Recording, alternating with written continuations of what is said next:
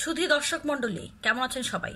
আজকে আমার যে ছোট্ট বন্ধুটার প্রিয় কবিতা পড়বো। ও গায়ে গতরে দেখতে অনেক বেশি বড় সড়ো হলো, ওর মনটা ছোট্ট, একটা প্রাণ মিল্ক ক্যান্ডির মতো। ও এতই নরম সরম, এত নরম স্বভাবের, এত নরম মনের, কোমল প্রাণের একটা মানুষ, মোর্শেদুল মুকারবিন। আজকে কবিতা পড়ার থেকে বেশি যার প্রিয় কবিতা পড়ছি তার নাম, আর যেই ভদ্রলোকের, আমাদের খুবই নতুন জেনারেশনের খুবই আধুনিক একজন কবি, ওনার নাম উচ্চারণ করতে যেয়ে এবং ওনাদের নাম পড়তে যেয়ে বা শুনে আমি মানে আকাশ থেকে পড়েছি রীতিমতো, যে এরকমও নাম থাকে পৃথিবীতে, অথবা এখনো এই নাম রাখে মানুষজন। প্রথমটা তো বললামই, আমার বন্ধু ছোট্টর মানে বিশাল সাইজের মধ্যে ছোট্ট একটা বন্ধু, কিংকং এর মতো। ওর নাম হচ্ছে মোর্শেদুল মুকারবিন।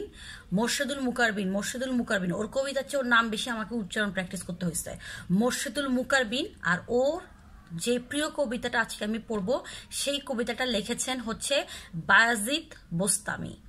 এবং উনি খুবই, কবি নাম শুনে ভাববে না যে উনি অনেক আগের কবি, উনি খুবই হাল আমলের একজন কবি।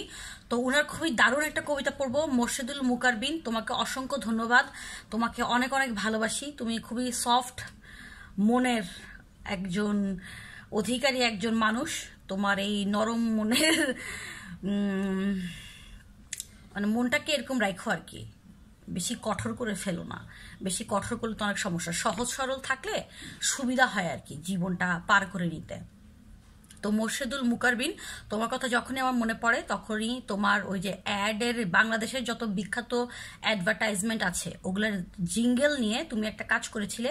ওই কাজটা আমার চোখের সামনে ভাসতে থাকে, অসাধারণ তোমার ওই জিঙ্গেল। এবং সবচেয়ে বেশি মজা লাগছে যে তুমি কোন জিঙ্গেলটার পর কোন জিঙ্গেলটাকে বসাবা, ওইটা নিয়েও কিন্তু একটা স্টোরি হয়ে যায়। যে প্রাণ মিল্ক ক্যান্ডি থেকে স্টার্ট হয়ে কোনো একটা জায়গায় রাজা কন্ডোমের জিঙ্গেল চলে আসতেছে, অসাধারণ ছিল। এবং তুমি যে মনে রাখছো এগুলা, এটা দারুণ একটা কাজ। আমি তো খুবই অবাক হয়ে গেছি, কিছু কিছু অ্যাডভার্টাইজমেন্টের কথা আমার ইভেন মনেও ছিল না। তোমার ওই ইয়াটা শুনে, ওই জিঙ্গেলের ওই ভিডিওটা দেখে বড় আমি আবার জিজ্ঞেস করছি তোমাকে যে আচ্ছা ওই এইটা কোন কিসের অ্যাড ছিল। তো মজার এরকম আমাদের যে অতীত জীবনটা আমরা ফেলে আসছি, ওই জীবনটা হঠাৎ করে চোখের সামনে চলে আসলে মানে হঠাৎ কেমন জানি খুব অবাক লাগে। আমার কাছে খুব অবাক লাগে, মনে হয় যে আচ্ছা আসলে কি আমি সিরিয়াসলি এই জীবন আমি ছিলাম, এই জীবনটা আমি যাপন করেছিলাম। জোস। আর হচ্ছে মোর্শেদুল মুকারবিন, তোমার যে বন্ধু বায়াজিদ বোস্তামি, ওনাকে আমার খুব দেখার শখ, বিশেষ করে ওনার নামটার জন্যে। আর উনি যে কবিতাটা লিখেছেন, দারুণ একটা কবিতা। আমি বেশি কথা বলবো না, 3 মিনিট অলরেডি পার হয়ে গেছে। এখন আজকে আমরা আমাদের প্রিয় বন্ধু মোর্শেদুল মুকারবিন, ওর প্রিয় লেখকের প্রিয় কবিতা পড়ব।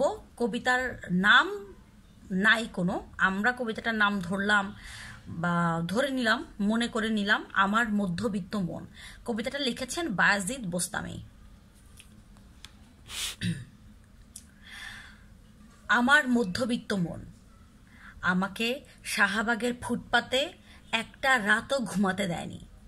পুলিশ, ছিচকে চোর আর শীত বর্ষা হরেক জুজুর ভয় দেখিয়েছে আমার মধ্যবিত্ত মন। আমাকে শুনশান রাস্তা ছেড়ে কাউকে ভুলায়ে ভালায়ে নিয়ে যেতে দেয়নি পার্কের নিষিদ্ধ আলো আধারিতে। বরাবরই শিখিয়েছে ছক্কাটা ঘরে থেকে এক্কা দোক্কা খেলতে। আমার মধ্যবিত্ত মন আমাকে বেশ্যালয়ে যেতে দেয়নি, বাজি ধরতে দেয়নি, অথচ রঙিন পুরন্ত ঠোঁট, ভরাট বুক, নূপুর নিক্কন অথবা পয়সার ঝনঝনানি আমাকে জাগিয়ে রেখেছে কত কত রাত। সে কেবলই টেনে ধরেছে আমার জামার আস্তিন, শুনিয়েছে বস্তা পচা নীতি কথামালা। আমার মধ্যবিত্ত মন আমাকে মিছিলে যেতে দেয়নি, ডানে যেতে দেয়নি, বামে যেতে দেয়নি, ভাঙতে দেয়নি, গড়তে দেয়নি। সে অবিরাম কানের কাছে মন্ত্র জপেছে নিরাপদ দূরত্বে থাকবার, শিখিয়েছে অনেক অঙ্ক, হিসাব নিকেশ, বাজার দরের চার্ট। আমার মধ্যবিত্ত মন আমাকে অসংকোচে কুকুরের সঙ্গম দেখতে দেয়নি, সমুদ্র দর্শনে যেতে দেয়নি, রেল রাস্তায় শুয়ে কোলকে টান দিতে দেয়নি। তারা কেবল এটা করো না সেটা করো না, স্কুল মাস্টারিপোনা অষ্টপ্রহর। আমার মধ্যবিত্ত মন তোমার হাত ধরে হ্যাচকা টান দিয়ে বলতে দেয়নি যাচ্ছ কোথায় সর্বনাশী, চৈত্র বনে আগুন জেলে ওরে আমি খুন করুম। দারুণ একটা কবিতা। কবিতাটা পড়তেছিলাম, মনে হচ্ছিল কি আমাদের জীবন কাহিনী দেখতেছি, কারণ আমরা মধ্যবিত্ত মানুষজন, আমরা এরকমই, আমাদের মধ্যে কোনো বিদ্রোহের আগুন জ্বলে না। আমরা আমাদের সেট ফরম্যাট মুখস্থ করা কিছু একটা জীবন পদ্ধতি বা জীবনধারা বা চিন্তা বা কমফোর্ট জোনের বাইরে আমরা যেতে পারি না, এবং সব কিছুতে আমরা খুব একটা মধ্যম পন্থা অবলম্বন করি। আমরা খুব চিন্তার মধ্যেও নাই, খুব অচিন্তার মধ্যেও নাই, মাঝামাঝি কোনো একটা জায়গায় আছি। খুব ভালো কিছুর সাথেও নাই, খুব খারাপ কিছুর সাথেও নাই, মানে আমি বেঁচে গেলাম, আমি ভালো আছি, আমি নিরাপদে আছি, আর আমার তো কিছু হয় নাই। ওই জায়গাটা, ওই খোলসের মধ্যে থাকতে আমরা বেশি পছন্দ করি।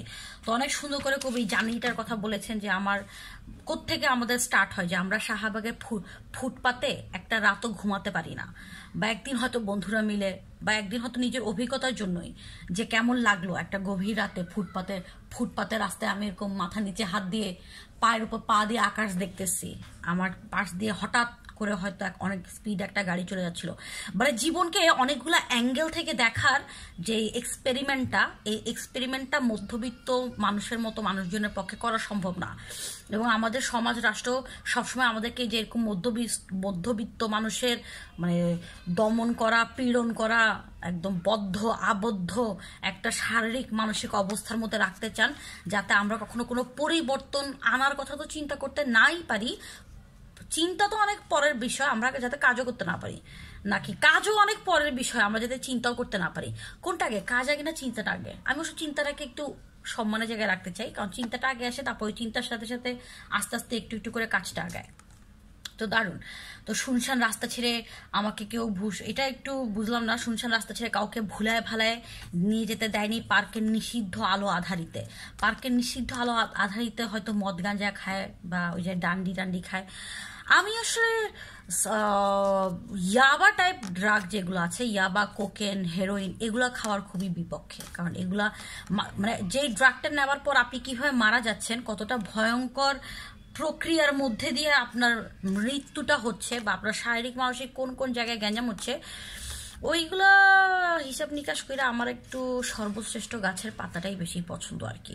আর অ্যালকোহল চলতে পারে। অ্যালকোহল পৃথিবীর সারা জীবন, এই পৃথিবীর যত ইতিহাস আছে, পৃথিবীর প্রত্যেকটা ইতিহাসের প্রত্যেকটা দেশে তার নিজস্ব, যেই দেশে যে শস্যটা বেশি উৎপন্ন হয়, যেই দেশে এই যে মধু টাইপের প্রাকৃতিক যেসব আমরা ফ্লেভার ড্রিঙ্ক বলি, ওই ফ্লেভার ড্রিঙ্ক যেসব হয় ওগুলো বেশি হয়, সেখান থেকে কিন্তু একটা এই সংরক্ষণ, ওই জুসগুলাকে বা ওই ফলটার নির্যাসটাকে সংরক্ষণ করে রাখার যে স্টাইলটা বা সিস্টেমটা ছিল বা চিন্তাটা ছিল, সেখান থেকেই যে অ্যালকোহল বা মদের উৎপত্তি, আমার যেটা মনে হয় আর কি।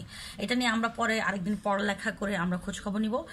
যাই হোক, অসংখ্য ধন্যবাদ মোর্শেদুল মুকারবিন, তোমার কবিতাটা পড়ে খুব ভালো লাগছে।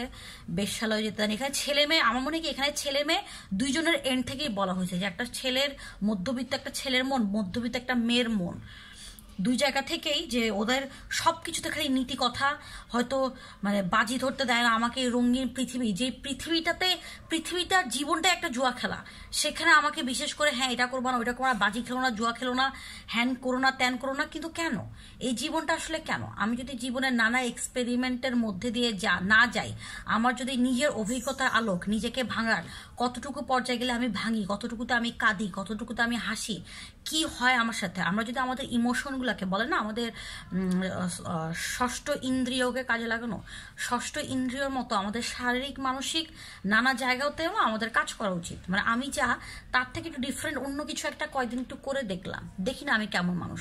আমরা যদি এরকম নিজেদেরকে নিয়ে অনেক এক্সপেরিমেন্ট করতে পারতাম না, তাহলে অন্য মানুষদের প্রতি আমাদের সহমর্মিতা বা সহযোগিতার জায়গাগুলো আরো অনেক আসতো।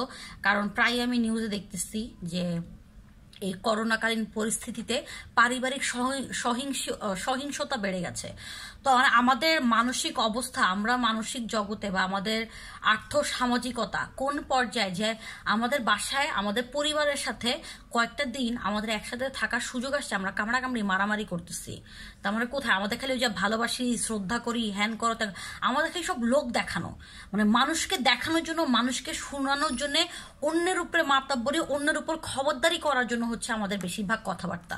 আমরা কিন্তু অ্যাকচুয়ালি ওগুলো কোনো কিছুই মন থেকে ফলো করি না, কারণ যে মন থেকে ফলো করে সে আসলে অন্যকে বেশি বলতে চায় না আর কি।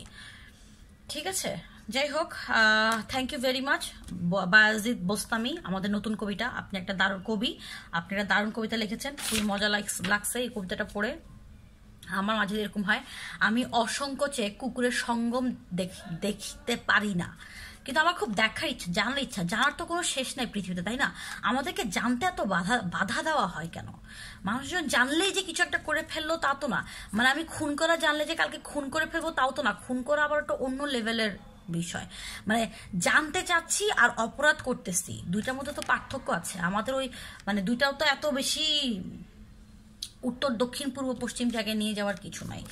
ওই অপরাধ কতটুকু জায়গায় সেটা আমরা শিখি, সেটা সম্পর্কে আমাদেরকে শেখানো হোক, জানানো হোক, ওগুলা না করার প্রক্রিয়াগুলো জানি। কিন্তু অপরাধ হচ্ছে না, if something is not killing you, তার মানে ওইটা নিয়ে আসলে অনেক কিছু করা যায়। তো ভালো থাকেন সবাই, গুড নাইট। নতুন নতুন চিন্তা ভাবনা করেন, আর আমাদের আরো নতুন নতুন কবিরা গড়ে উঠুক। ধন্যবাদ, গুড নাইট, টাটা।